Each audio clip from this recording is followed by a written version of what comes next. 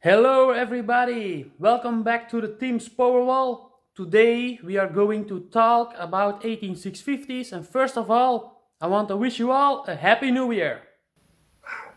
Oh, no? It's not New Year? Somebody is saying that it's not New Year. But yes, okay. Shh. The internet does not know the date we are filming this, so shh. Oh, yeah. I just... Oops. Now you know. Yes, okay. The first month of this year, I had too little time. I had a new different responsibility at my work. Then the second month, we went on holiday. And then we did some renovations at home. You're gonna see that in the upcoming videos. A little parts of it, not all, because it's all power related videos we are saying, and so you do not care about some bricks and stones and so on. So the first video I showed you the table, which is standing here. Table, nice table. The second video we made the shelves, so where we can put the batteries on. So the logical next step is the batteries itself. So the sources where you can harvest them from are from like e-bike batteries. Yes. Other sources are like laptop batteries. So here you see a lot of them already being opened. So we removed the hard cases from it, and then we have batteries with the protection boards and the connectors left on it. So the next logical step is to separate the boards, the nickel strips from the batteries, dump the parts you do not need in different kind of boxes, so it's recyclable. So this is a little bit, very little bit worth of money. Then the wires, you can also put them in a different box, because that's also worth money. And then we have the glue and other kinds of material they use to make it sticky, and then the plastic itself. So that this is no money. This is just to throw away. It's a shame it's all plastic, but yes, okay, to throw it away. So then we have the batteries. What we want is good batteries. So a battery like this, no, we do not want batteries like this. So those are thrown away in the recycle bin. Batteries like this, we do not use either. And we had a little tech error while opening the batteries. It was not so good from me.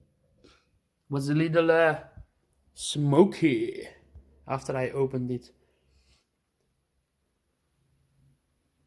So after that we have some logical steps we follow to test the batteries. And I'm gonna move to another place in the house, so where I can give you a better explanation of it.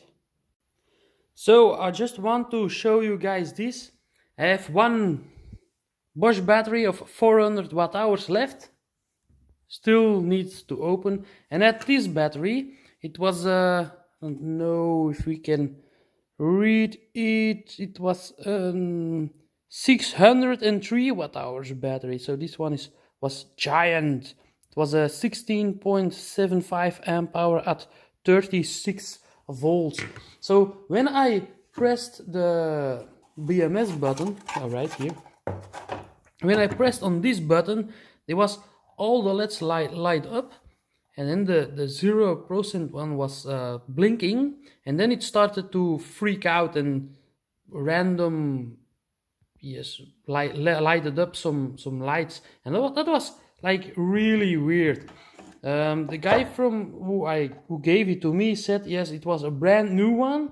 The customer returned it after a few months, said he never used it, because it's never worked properly. And the manufacturer said yes, no warranty, because he read it out and it said yes, the battery was dead because of not proper use. So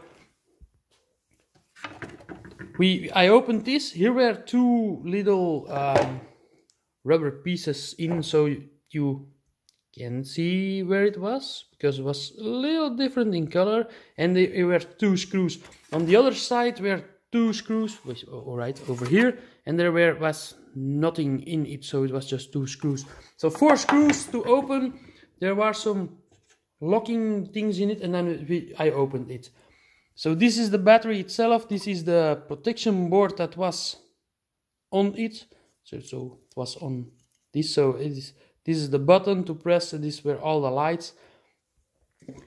And then the first step I did was I pulled the fuse here, and then I removed this wiring harness, so every readable cell to the BMS board was removed.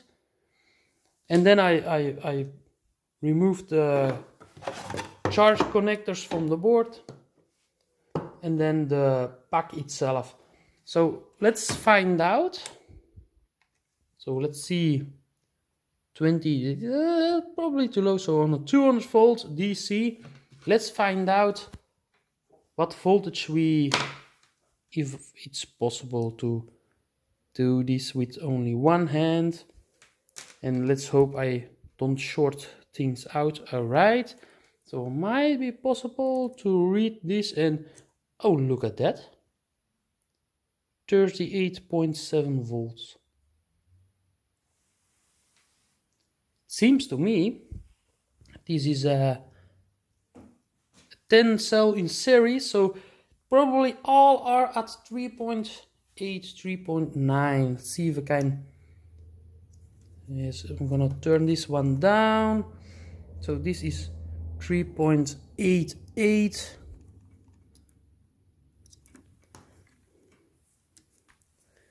Then we can do this over here, 3.88. Also 3.88. Yeah, it seems like to me. Also here, 3.88.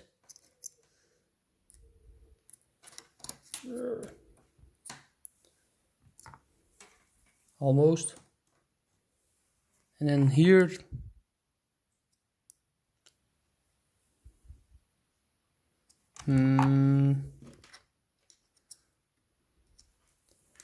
how I'm gonna do this? Might be able to do it this way. 3.88. I need to stay this one here, if possible. Code over here. 3.88, 3.87.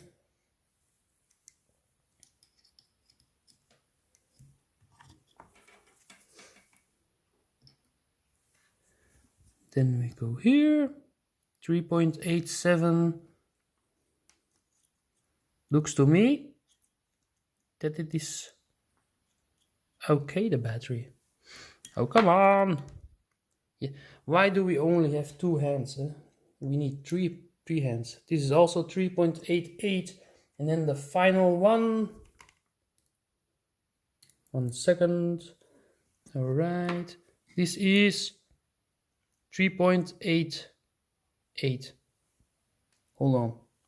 Wasn't the final one. Still one more to go. This is the final one. 3.87. So this battery is in perfect balance. So to me, I think just there was something that died inside of this. Because the fuse was very good. And yeah, don't know what the problem was. But the stuff that I need is good. Awesome. So this is the schematic that I use to test 18650. So I'm gonna start on the right. When the battery voltage is below 1 volt or 0 volt, I charge them really slow and only when I am present. So if they get hot, I throw them in the recycle bin. So when they are charged and overnight they lose their voltage really fast, I just throw them in the recycle bin. So if I charge and after 24 hours they are still charged, then they go on the 1 month on the shelf storage to test if they are self-discharging or not. And then they go through the rest of the testing. But then if we have an 18650 battery where the voltage is above 1 volt, I charge them normally slow. And then when they reach 3 volt, I charge them fast.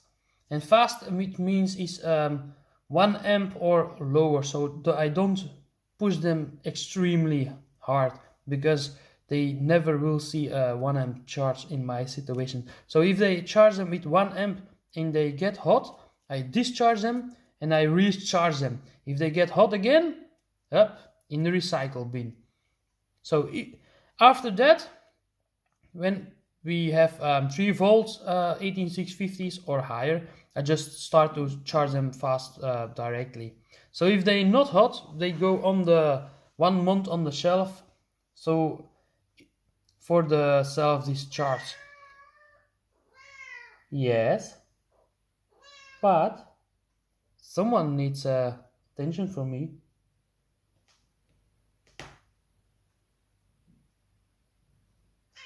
Yes, 1 moment, please.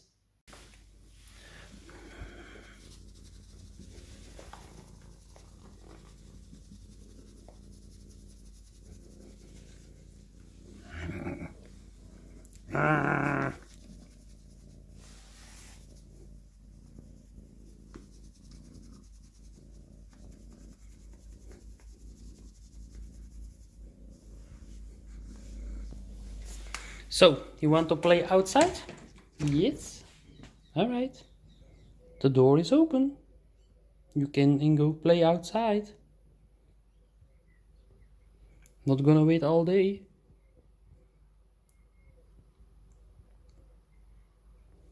There she goes. So, alright, back to my schematic.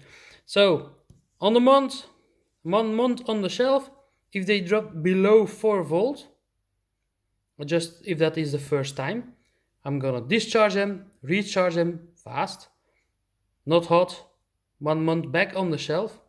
So if they are again below 4 volt, throw them in the bin, because that means it is a self-discharging cell and we do not want to use them. So once they are above 4 volt after 1 month, that's a really hard test. I'm gonna capacity test them. If it is below 1600 milliamp hours, I'm gonna retest them. If they are still below 1600 milliamp hours, throw them in the bin.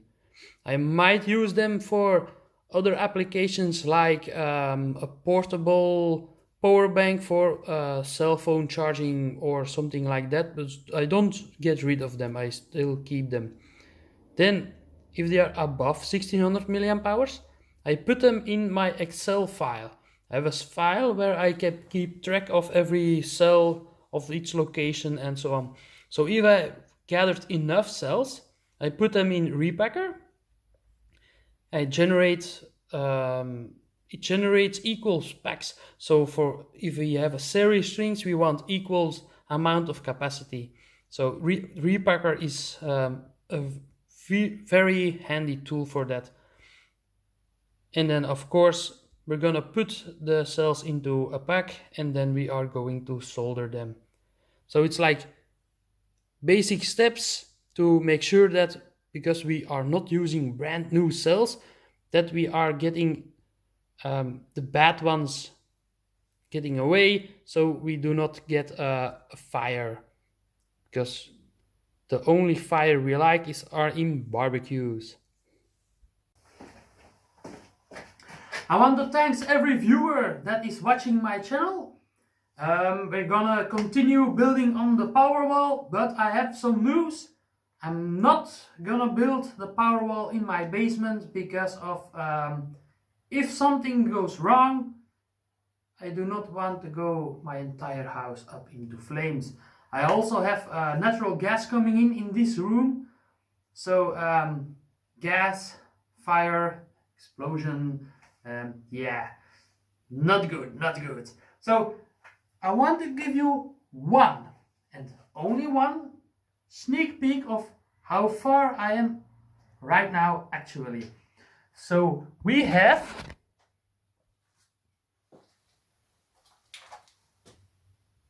that. Yes, from top to bottom. Let's make a guess how much energy that is. I want to see that in comments. If you want to support this channel, please donate to PayPal. You'll find the link below in the description. And thanks to contribute to my channel.